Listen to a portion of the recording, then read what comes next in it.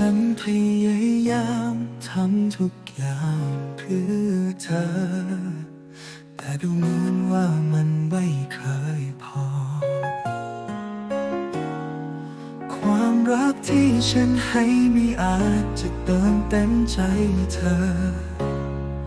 ทำให้เธอไม่เคยรู้สึกพอใจขอโทษที่ฉันไม่ดีพอ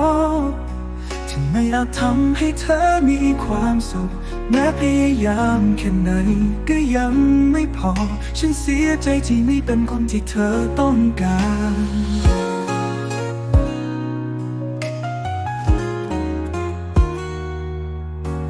ทุกสิ่งที่ฉันทำเพื่อให้เธออยู่ทุกครั้งที่ฉันร้องไห้เพราะเธอไม่เคยมีความหมายในสายตาเธอฉันจึงต้องยอมรับในความจริงขอโทษที่ฉันไม่ดีพอที่ไม่อาจทำให้เธอมีความสุขแม้พยายามแค่ไหนก็ยังไม่พอฉันเสียใจที่ไม่เป็นคนที่เธอต้องการทุกสิ่งรู้ว่าเธอคงเหนื่อยกับการรอ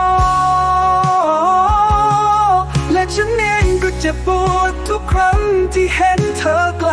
ออกไปถึงแม้ฉันจะรักเธอแค่ไหนแต่คงไม่พอที่จะรักเธอไว้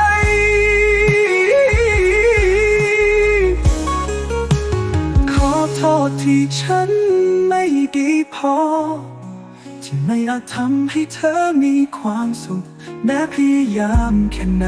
ก็ยังไม่พอฉันเสียใจที่ไม่เป็นคนที่เธอต้องการขอโทษที่ฉันไม่ดีพอ